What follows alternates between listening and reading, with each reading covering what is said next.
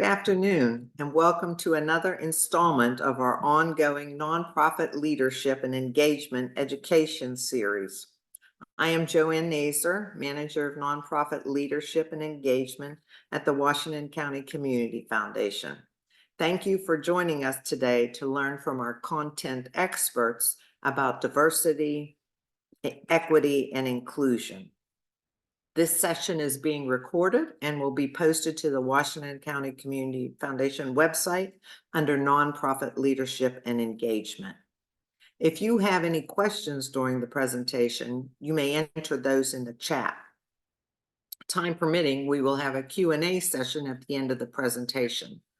Follow-up questions after today's session may be emailed to the foundation at allocations@wccf.net. We have three brilliant panelists for today's session, so we are jumping right in.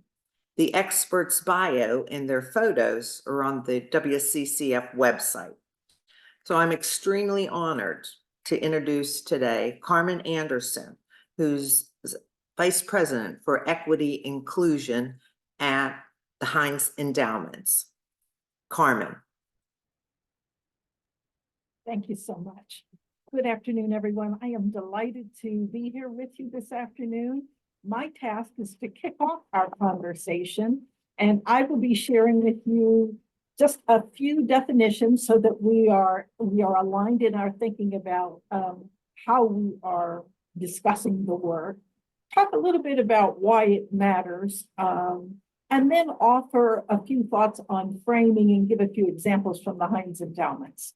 And then I will be passing the baton to my colleague that you'll meet very shortly. So if you're not familiar with the Heinz Endowments, we're a regional foundation based in Pittsburgh. Our vision is to help everybody in our community share in the prosperity of our region as a vibrant, healthy, and creative center of innovation and fairness. So that just gives you just a very high level version of what we prioritize as an organization. There are lots of definitions associated with DEI. I am only going to go over a few of them today, and I'm giving very basic definitions, again, just so that we are aligned in our thinking about what we're talking about today. A lot of times people use the definitions, use the terms interchangeably, but there really are distinct differences that matter. So very basically, when you think about diversity, it really is all the ways in which people are different. I like to think in very practical terms, because then it becomes much easier to apply to our work and our living and our thinking versus some of the more complex ways we could think about these definitions. So how are we different? We're different. If we had more time, we could go around. Each of us would probably name a different characteristic in terms of how we're different. Age, gender, location, urban, rural, race, sexual orientation, ability, income, education, language, appearance. All of those things make up who we are in terms of our diverse nature.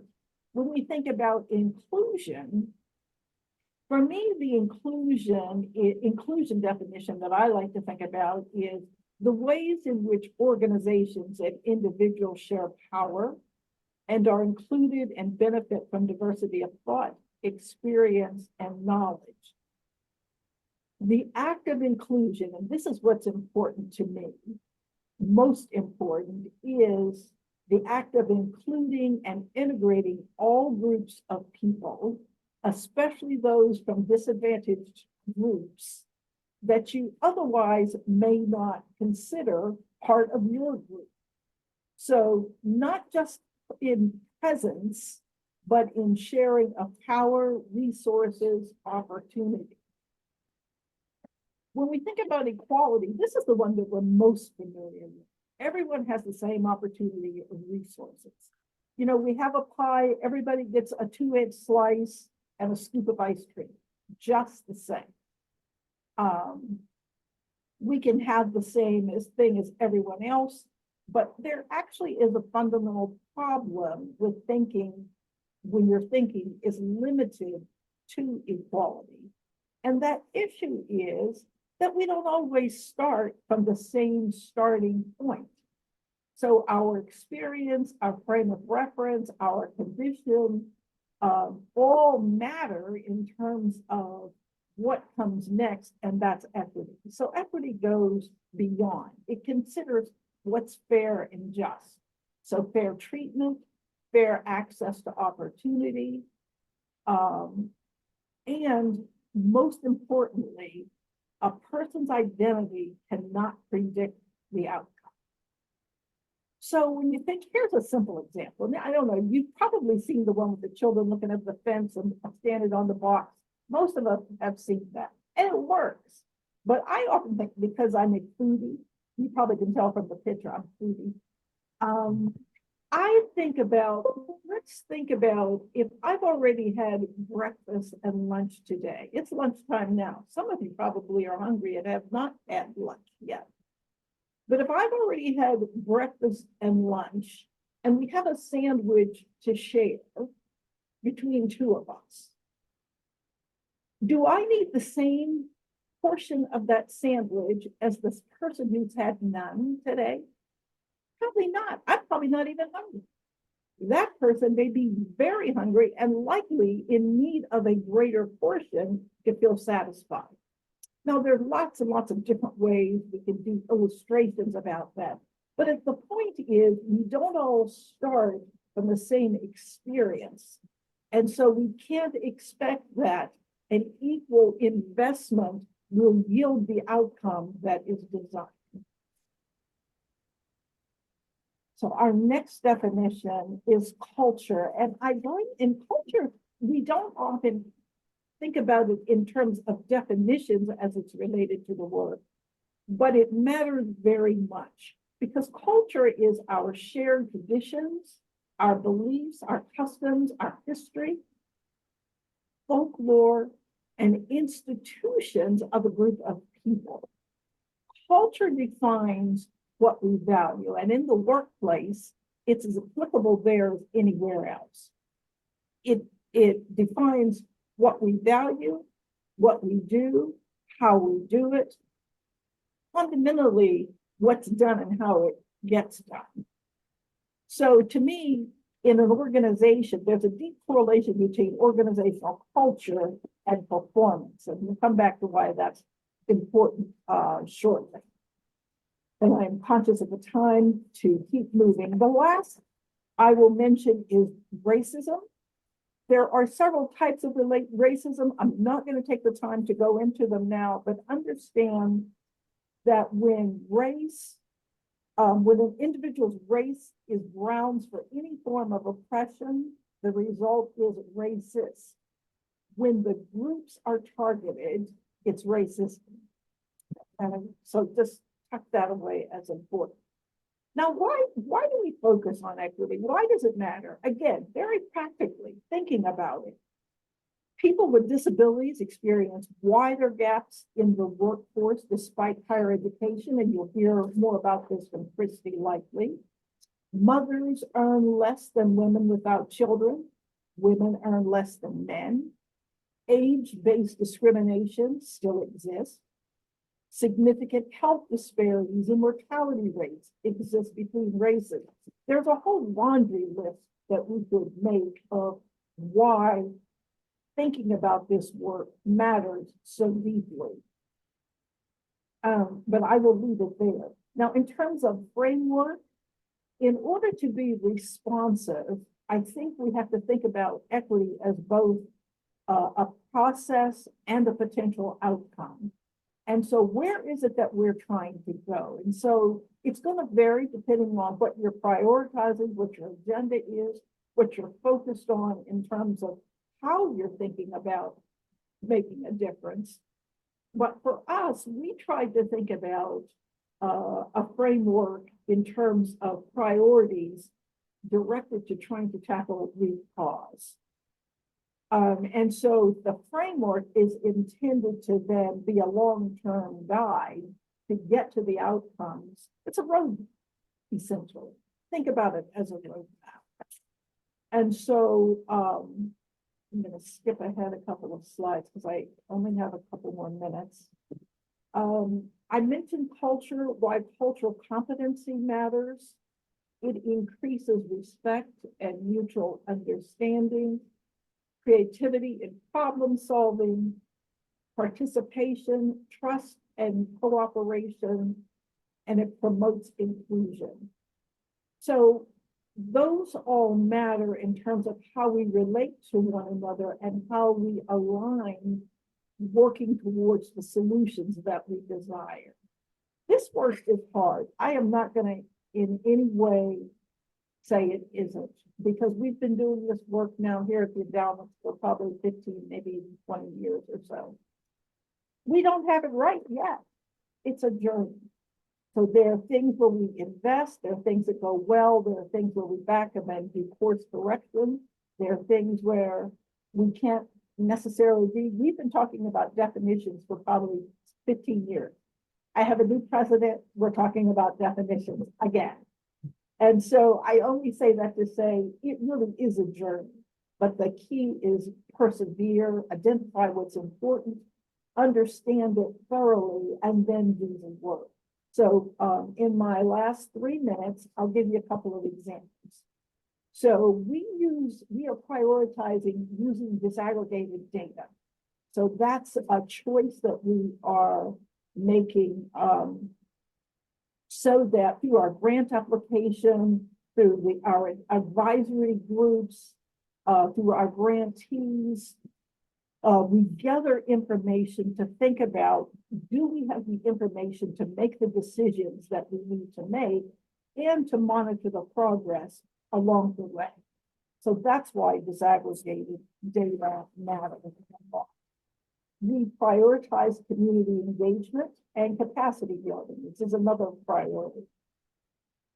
Again, engaging in the community is a process where you invest in participants potentially who will be recipients with the understanding that they know what's best for themselves.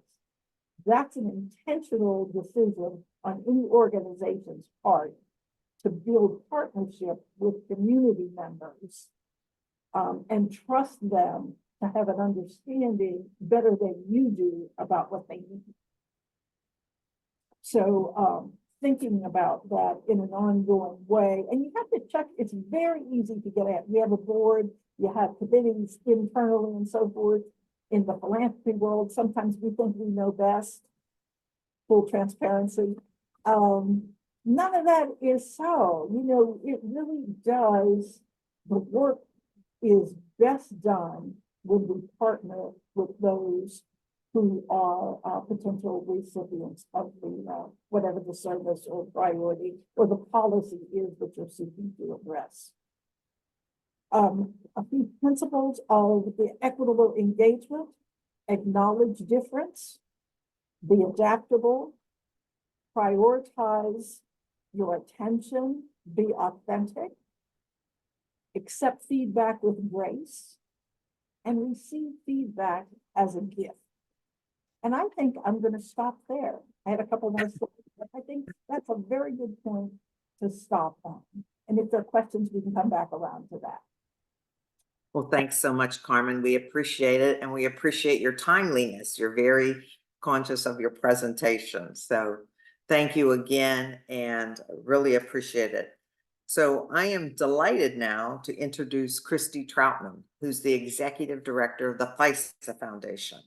Thanks so much for being with us, Christy. Oh, thanks so much, Joanne. It is so good to be here with all of you today. I was really excited to get and honored to get this invitation from Joanne, and really so glad that the Washington County Community Foundation and all of you are engaging in these really important conversations about how do our nonprofits do the best that we can in the community. And especially that diversity is part of your conversation. Also, I never pass up an opportunity to work with Carmen Anderson. She's really one of our most gifted leaders in the Pittsburgh area, so smart. And so I have the unenviable task of going after Carmen. So for those of you who don't know FISA Foundation, we're a much smaller foundation based in Pittsburgh. Our mission and work focuses on women and girls and people with disabilities. And for the more than 25 years that we have been around, we've always focused on, of those groups, who has the most need, right? And focusing there. And so I think our work evolved really organically to recognize that addressing racism is a core part of our work and what we do. And so that's a little bit about FISA Foundation. I guess where I want to pick up, I really appreciate the groundwork that Carmen laid with the definitions and terms. Where I want to start is thinking about values. So I think there are ways that DEI conversations have gotten all political and scary. And I think it doesn't have to be that way at all. When I think about diversity and equity and inclusion work, I think of like the core of who we are in Western Pennsylvania, right? We believe in taking care of each other. We believe in community. We believe that things should be fair. We believe in working hard for the things that we believe. And to me, that's really the foundation that we're having these conversations about, right? That I think lots of us believe that as humans, we're more alike than different, right? We all bleed the same. There's all different kind of ways to talk about that, right? That under the surface, we are so similar to each other. I think where the rub is that we can have such profoundly different experiences in the world, even in the same place, right? That we, with our neighbors, in our own neighborhoods, in our places of worship, in our kids' schools, in our workplaces, depending on your gender, the color of your skin, your religion, your sexual orientation, all these differences that Carmen talked about. When you walk into that environment, your experience may be one of belonging, of inclusion, of feeling like this is home, that you can take a deep breath, you know what to expect. Like this, we've got it here about how we welcome people. And that somebody else with a different experience can walk into that same place with the same good people who mean really well and have very different experiences of feeling not welcomed and not included and not safe. And that's not what we want, right? And so it means we need to dig in and really listen better and learn more and figure out how do we keep taking steps to be better and to be more inclusive. Some of these things are really big and hard things, and some are fairly simple things. So I'll say I'm a lesbian. I live in the eastern suburbs of Pittsburgh. My wife and I have a couple of kids. Our youngest is now 16, so that's a whole adventure right there. But, you know, when we were enrolling Katie in school, we were not sure how that was going to go. And on the whole, we found that her teachers and the other students in the school were really welcoming. We did not have to have any parent meetings about bullying. Like, I was very grateful and surprised about that. And every single form that comes home from the school says mother's name, father's name. And so it's not a big deal. Nobody meant to be offensive in doing that. It's the regular way that things have always been that work for a lot of people, but it's an annoyance and it's a reminder that it's not really for our family, right? That we have had teachers who've really reached out and used more inclusive language, who talk to kids about, you're adults at home, you're grown-ups, which is more inclusive. It works for our family, but also works for the kids who are in foster care, who are living with their grandparents, who are in, some other family situation, who are exchange students. And so little things like that can make a big difference in you belong here versus yet another reminder that this is not really for you and that we're being nice by having you here. And so that's a very small example, and there's many more, serious examples. I think we're all aware that, uh, things like how kids are treated in school or how we look at law enforcement can be very different depending on our identities and our communities, right? That for some kids, the police officer is the safe, trusted adult. That if you don't know where you are, if you need help, you go to the police officer. And for other kids, it's the opposite experience.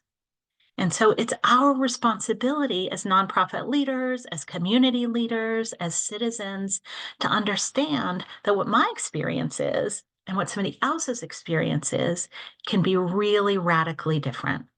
And that it doesn't have to be any ill intent, right? None of these disparities, very little is about mean people who are trying to be discriminatory. There's some of that.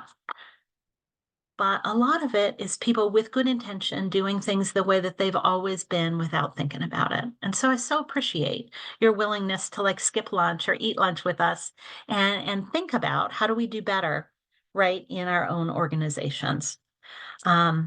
So I want to talk some about disability because that's one of the focus areas for FISA Foundation. Disability is an incredibly common, normal form of human diversity. When we think about disability nationally, it's like 1 in 5 people has a disability. Among adults, 1 in 4. So like a quarter of us have some kind of disability. That number often sounds shockingly high to people because we tend to think about disability as a pretty narrow thing, like a person who uses a wheelchair. And that certainly is one kind of disability. But we're talking really about a much broader array of experiences, right? And so we tried to be intentional at listing different kinds of disabilities to help us kind of get out of the boxes that we think in, right? And so people with disabilities may have mobility limitations that they may need to use a wheelchair or walker, but also may be able to walk, but just not too far. Can walk on flat, but not on steps. A lot of people have vision loss or blindness, hearing loss or deafness. There's a lot more people who are talking about neurodivergence, so autism, ADHD, other things like that. Many people live with memory difficulties, cognition, so it could be intellectual disabilities, traumatic brain injuries, dementia, learning disabilities, mental health disabilities affect many, many, many people. And that fortunately, we're starting to talk about that in a little bit more open ways, which is really important because people have felt like they've needed to hide that for a long time. But also, we're talking about people who live with chronic illnesses and conditions, asthma, diabetes, cancer, heart disease, MS, cerebral palsy, a whole lot of things. So, when you think about disability in this much broader way, then I think most of us either recognize either ourselves or somebody that we consider to be family in those definitions, right? Disability is all around us, it's everywhere we go.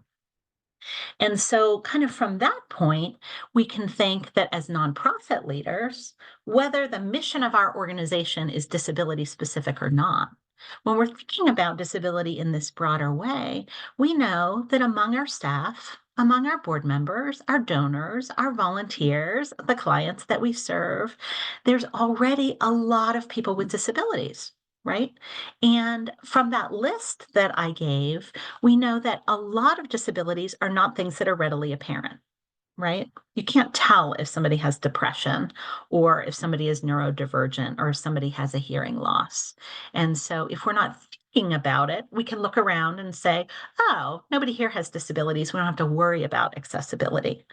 But it's really is a mistake. It's like the form that says mother and father, that we're leaving people out when we mean to be bringing people in. And so I want to use my last few minutes for talking about some ways that we can be more intentionally inclusive of people with disabilities. Recognizing that this is not an expansion of our work and mission.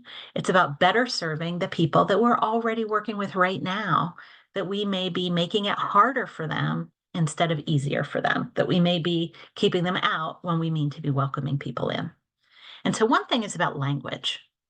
We tend to use a lot of euphemisms for talking about disability, right? We say special needs, differently abled, things like that.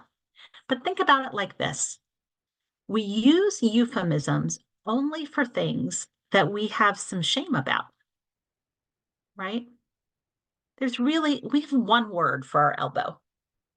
We have a lot of words for a few other parts of our body, right? Not our nose, not our ears. And so it's okay to say disability. It's okay to say people with disabilities. You don't have to use other words. And in fact, saying disability and just being matter of fact about it makes it be regular as opposed to couching and I don't want to be offensive and, all of that, which makes people feel uncomfortable. Another thing that we can do is assume that in every meeting, in every program you host, there are people with disabilities among the presenters and the participants, right? And so when you invite people to your program or your meeting or your event, just always ask if people have access needs or need accommodations. Make sure that it's a regular part of your RSVP process, right? And you will be surprised by how many people have different needs that wouldn't maybe have thought to call ahead, but indicating that you are willing allows people to say what their needs really are. And then you can sort of figure out where to go from there.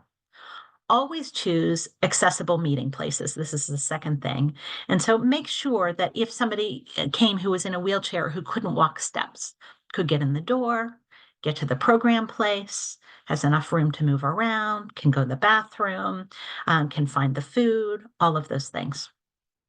Another thing that we always do is on Zoom meetings like this, always enable auto captions. So auto captions are getting better. They're not perfect, but it's so much easier for people who have hearing loss, who are relying on lip reading or other things, to have captions available. Sometimes people will ask for captions in live meetings, which is called CART. I can't remember exactly what that stands for. Joanne will know. CART. But that's live captioning in the moment. But auto captions are really easy.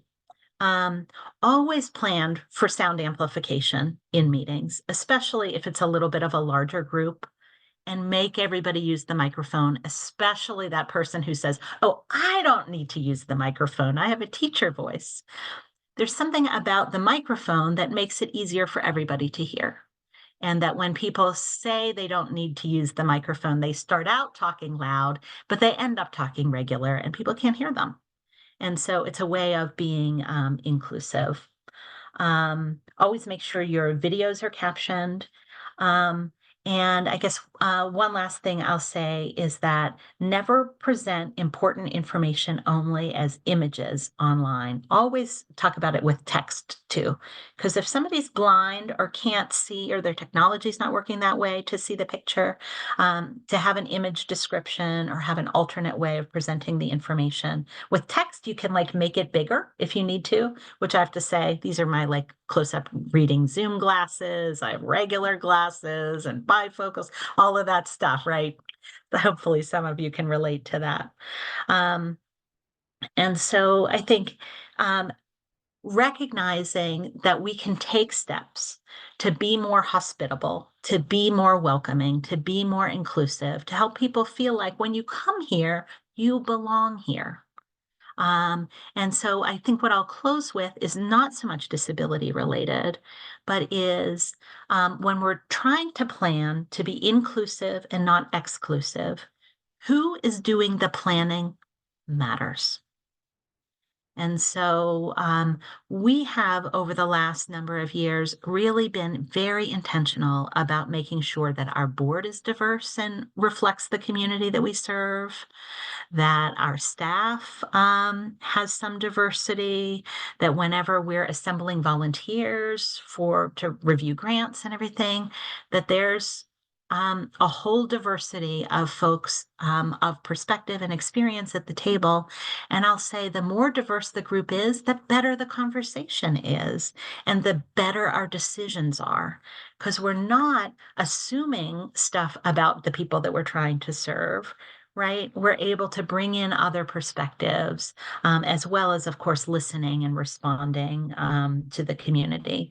And so I'll be super curious to hear as we get a little later in the program about some of the steps that you've made. But I think representation really matters, that it is a hard thing to be the only one and to not know how this is going to be for you when you walk into a new space or a new environment. And if right away, you see either somebody that looks like you or some indication that, like, oh, they thought about me. It's parent and parent or parent and guardian. Like that, I notice things like that. It matters to me how we signal and how we plan. So a lot more I could say, but I'll close there and hand it back to you, Joanne. Thanks so much for this opportunity. Thanks so much, Christy. We appreciate your information and your perspective and opening opening what we can do to make meetings and everything we do more accessible. And CART is Communication Access Real-Time Translation. So thanks so much for bringing that to everyone's attention. So now I'm pleased to introduce Teresa Burrows, and she is the Executive Director of the Lemoyne Community Center. Thank you, Teresa, for being with us today. Thank you so much. And Carmen and Christy, thank you for your great leadway. I'm honored to be on this call with you both, and I thank everyone who did join. I am the new Executive Director for the Lemoyne Community Center. We're a nonprofit in Washington, and I have the distinct honor of working with our future, our children. And many of them come from social economic disadvantaged backgrounds where there is often food insecurities and disabilities at hand. And so working with these children, just as Carmen and Christy have explained, we had to peel back the layers and make sure that they all feel that they are part of the community and they are included, they are welcome, and they are part of a safe environment. And in doing that, we have to teach them respect. They have to teach them respect for each other, respect for our community. We have to teach them how to listen, how to participate with kindness, and to share amongst each other. Because there is such a mentality of this is mine and only mine, and I'm not sharing, and I don't care what the world says about me. So we had to peel back the layers and teach them that this is a safe place, and we have resources here to make sure that they are safe, that they are academically proficient. We have tutoring that we bring in because many of our children were not actively proficient within their school grades. We provided programming for them, such as STEAM through grants, that they are able now to sit at the table within their schools and be confident about themselves and the classes that they're taking. We have literacy programs, financial literacy programs, reading literacy programs, so these children feel included. We reached out to the community to see what the need was so we could get a pulse and bring them back to the community center. And we found out that some of the things that we were doing in the past, which we thought were correct and being inclusive, were not. So now we have changed some of the existing processes and we tweaked them a bit to make them inclusive for everyone. For example, our community food bank, it used to be a box of food that the resident was provided, And now we open it up to a food distribution where they're able to come in and shop. We found that we had many of our residents that needed someone to sign for them so that there was language barriers. We have a translator there to greet them as well, and someone to walk around with them as they shop. These are little things, as Christy mentioned, that were so important and turned the key that they felt welcome and included in our community center and felt as though they were part of the community, just by making sure that we use inclusive language so that everyone felt welcome, whether we're extending a program or we're offering a course. And that even trickled down to our children as well, creating a safe place for them where they could come and speak and talk comfortably among each other, making sure that we understood their needs and we listened to them. That was key to the success and long going of this program. We provide many programs and outreach to the community because it's important to hear what they need, because this is a community center that was built by the community for the community. So we have to make sure that they understand they're part of the change. They are included, they are respected, and we need to hear their voice to create what is best for them. So that is what we do at the community center, and part of what we reach out when we're working with our grant and we're filling out applications. It's important for them, our grantees, to know that we are an inclusive environment, that we respect everyone that walks through the doors and we treat everyone equally and welcomed. And we provide resources. If there's something that we don't have, we make sure that we can provide it to make sure everyone feels welcome and included. And that will be it for me, Joan. I'm going to turn it back over to you at this time for questions. Okay, that's great. Thank you so much, Teresa, for giving a perspective on the Lemoyne Community Center, which how long ago was it established? 40 years? It's been 68 years. 68 years. I made 68 it years. younger. So Carmen has a question. Put up her hand. Question, but there's something that I want to We like mention that. briefly that I don't have incredibly important, and that is asset training. Most of us have a tendency to define people and communities by what's wrong with them. It's just the nature of it. In many ways, working in the nonprofit world, you talk about disparities, you talk about what's missing, you talk about deficits.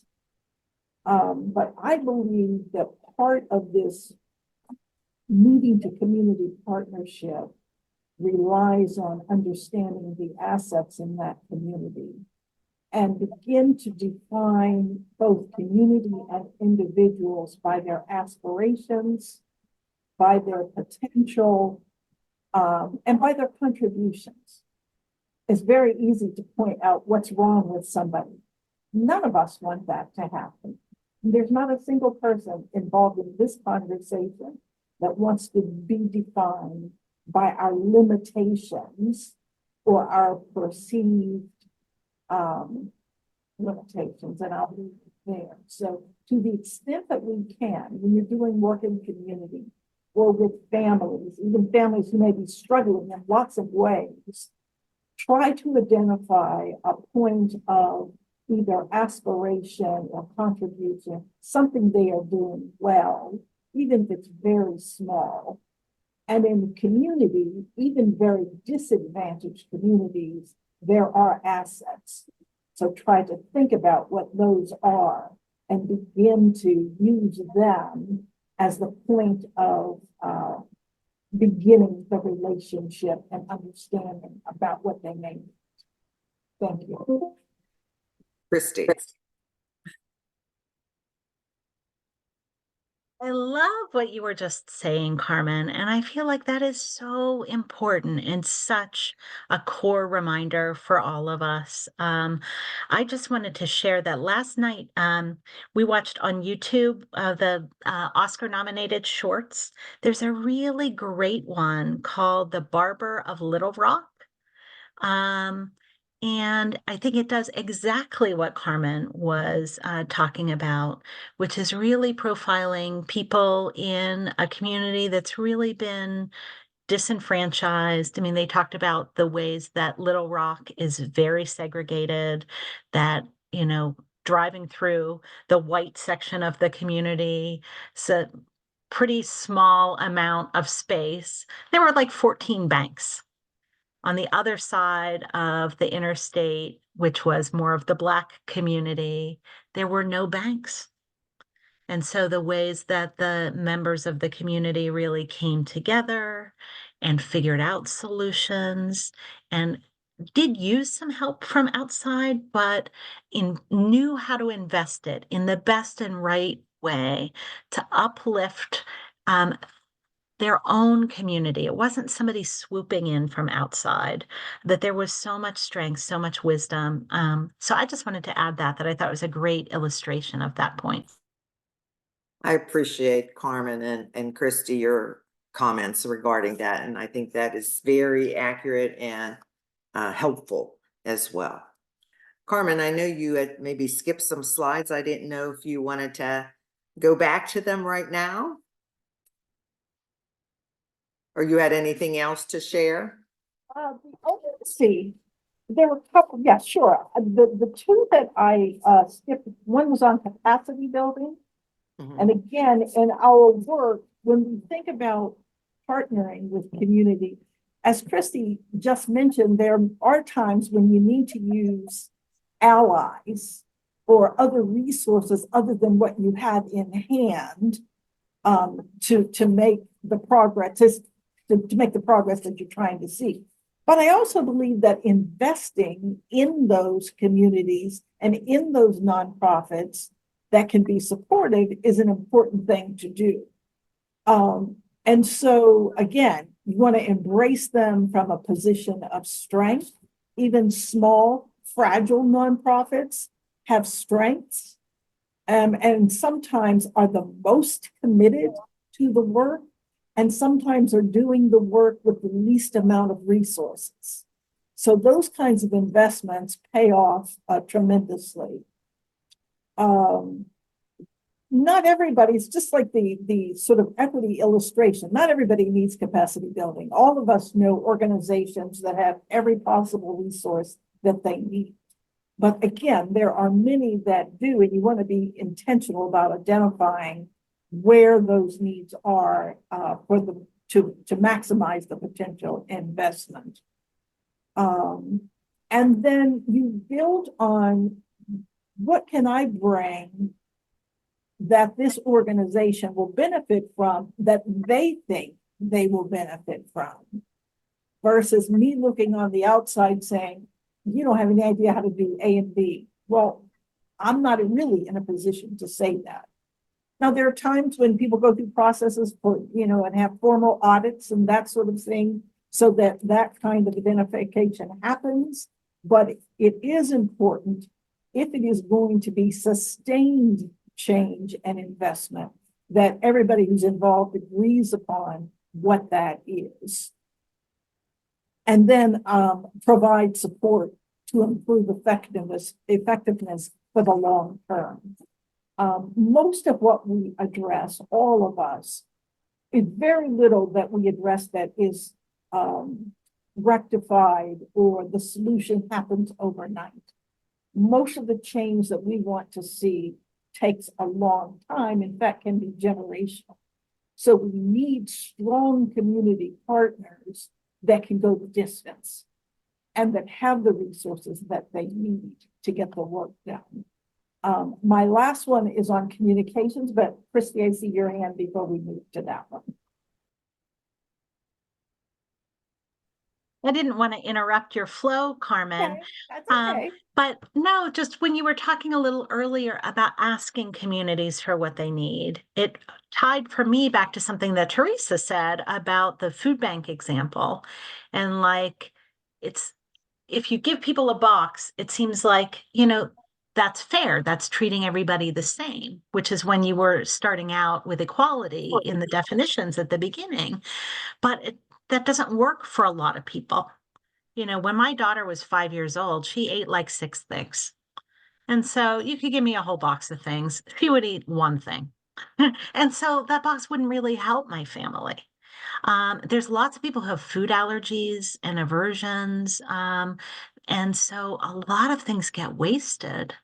And so it's better use of resources, more dignified, more strengths-based, to ask people what they need, assume that they know, assume that they'll tell you, and that if you do what they tell you, it's going to work best, like literally all around.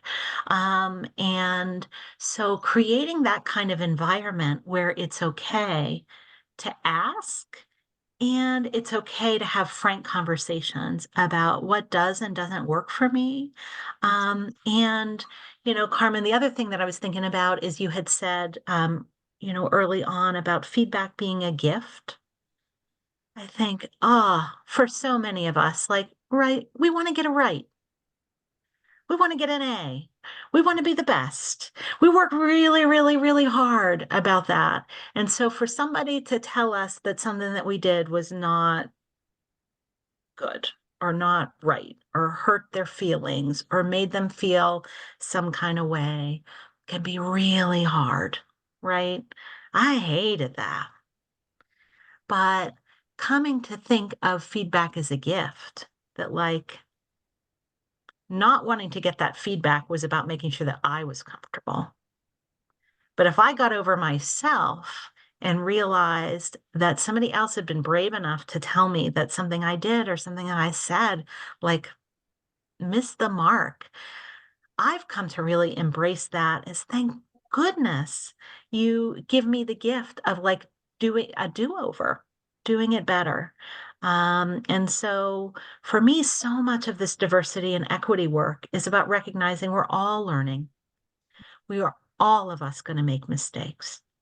And I'll say it's not going to be a surprise to any people of color when you say something that's racist. Like it's built into us. We were raised that way.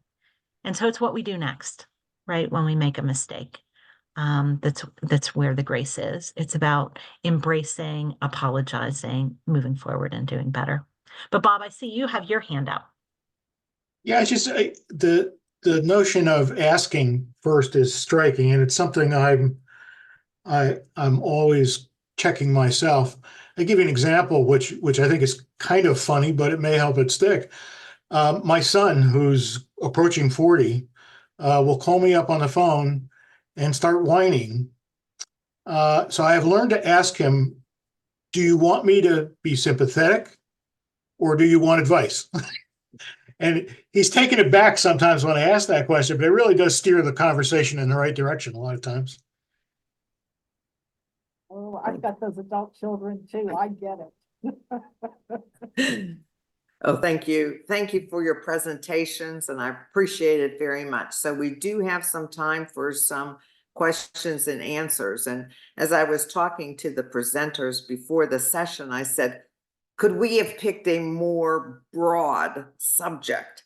I mean, there's Supreme Court issues, there's state issues, there's local government issues, and just everyone in our own community. And I think that how the presenters brought it down to what we can do, what I can do, what other people can do to make people feel more at ease in a room on a webinar like this is what our what is a goal for today.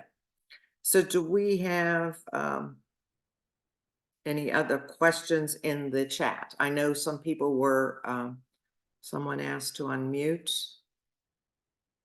Do we?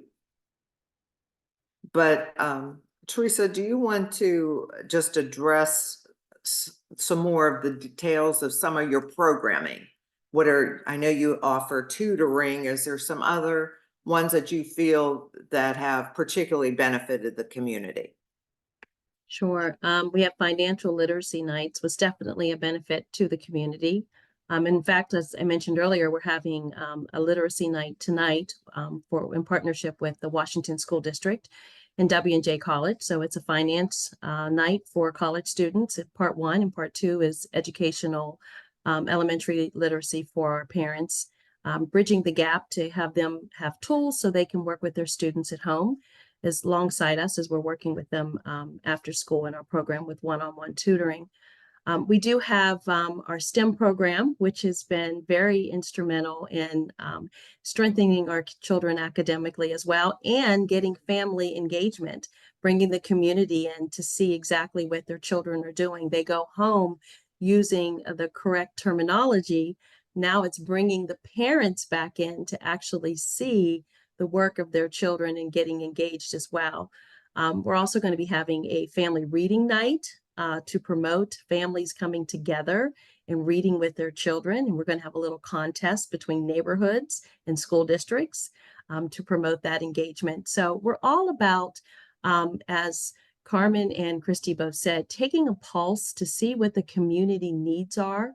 And believe it or not, many of them do want to work with their children, but they just don't know how. So we're educating them and bringing them into the hub, which is their community center. And so we have hands-on resources to guide them and help them engage with their children to be successful academically. Well, I think that's great. And, reading to your children, and remember doing that and the importance of that. And you're right. I think if somehow, and, I probably missed skills that my parents didn't have, but then you try and influence the next generation to have the skills that you feel are beneficial to the community. So That's correct. yeah, appreciate it. Thank you, Bob, for putting in the chat, the Lemoyne Community Center. There's a lot of great information on their website. And Christy and Carmen, I'll just open it back up to you for, I know you have the very broad perspective for the region. Is there something in particular that you've noticed in Washington County? Has there, just what have you seen here? May I ask? Lots of caring people. Every community has its challenges, but again, I try to start with thinking about what are the assets. And for me, I always think the people are an asset, in spite of the challenges they may be having. So you have centers of resources that I think really do advantage the community.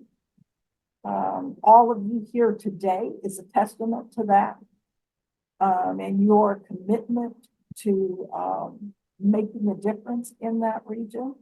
So I will tell you that we right now are doing strategic planning, and one of the things we are doing is looking at county by county the data on those communities to try to get a sense, is there an opportunity for an organization like the Endowments to partner and have some kind of impact? Don't actually know yet at this. Appreciate that. Actually, we do have a question in the chat about Patty, if it's okay, share what you said. I'm often shocked by remarks that are blatantly offensive. Example, why do you use she, her, hers? I was surprised because the person was trying to determine my preferences. How do we respond to these kinds of comments? Mhm. Yeah, so this is Christy. I'll jump in, and I'm sure others will have thoughts too. I think it's a human thing to feel caught off guard and to not know what to say. And so, I'm somebody who thinks about things, 2 hours later, wake up at 2 o'clock in the morning, the next day, what's the perfect thing to say? So I just want to say, if you struggle with what to say in the moment, like that's a human thing. One of the things that I believe is that when people are willing to say really offensive things out loud, they wouldn't take that risk if they didn't think that other people agreed with them in some way, right?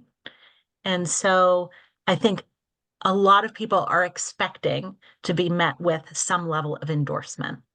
And when you're silent, when that happens, it gets read as endorsement, right? That other people sort of see the world the same way that I do.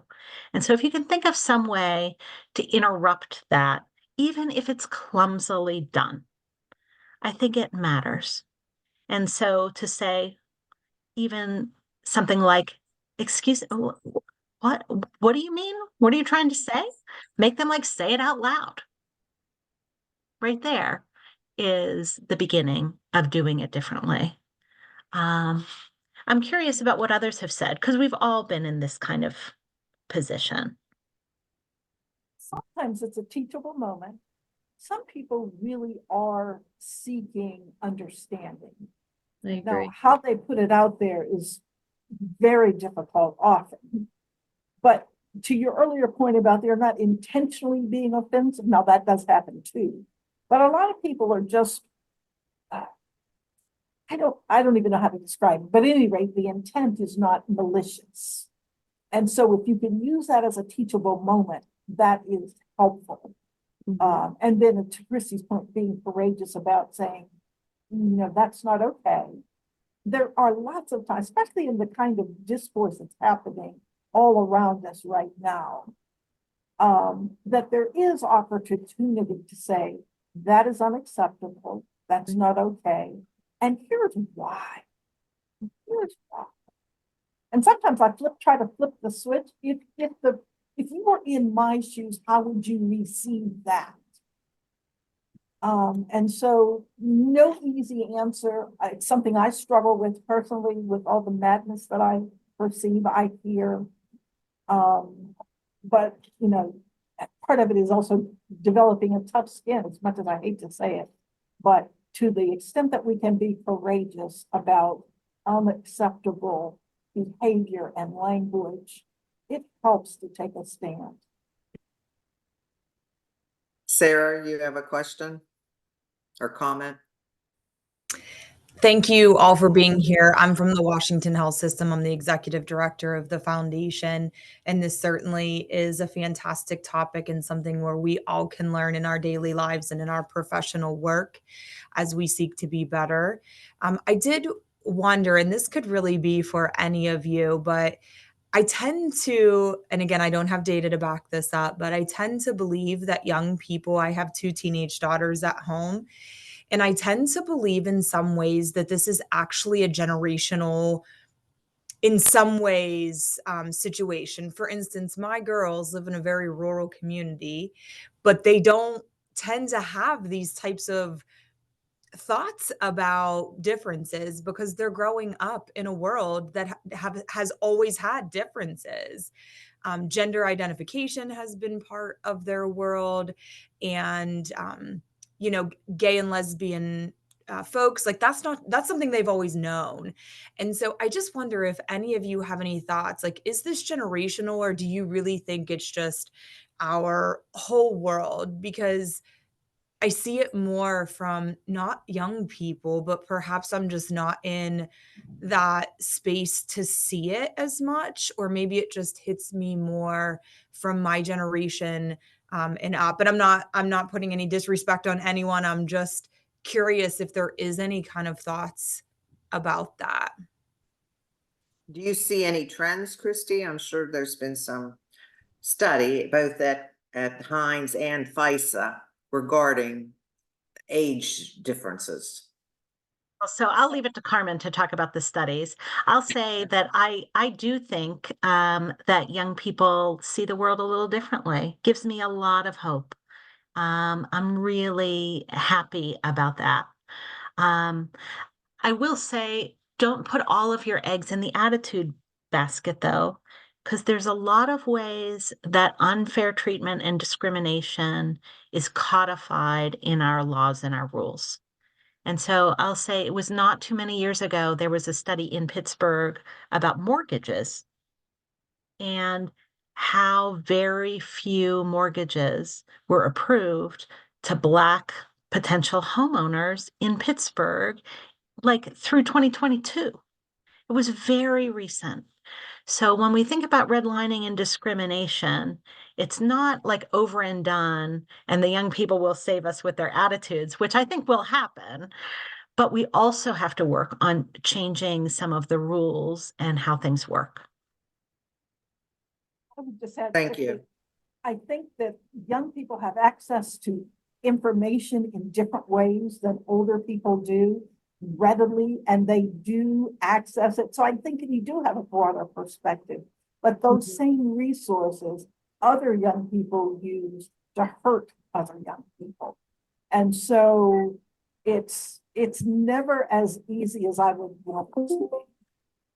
But I grew up in a rural community. I get some of what you're thinking about that. But yeah, I do believe it has a lot to do with their access to information and more inclusive information. But also that scenario can be flipped and oftentimes is in very hurtful ways.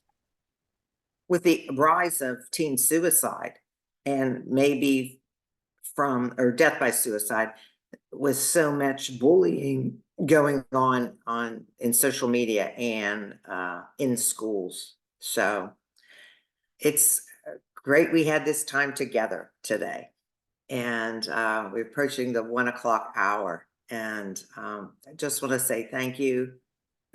Thank you so much to our presenters and having a conversation. I think we had a conversation today that, of course, that we want to continue in the future. And just, you know, as Christy said, she gave us grace for having remarks, maybe not at the right moment. Maybe I usually try and give myself maybe 24 hours. I don't know.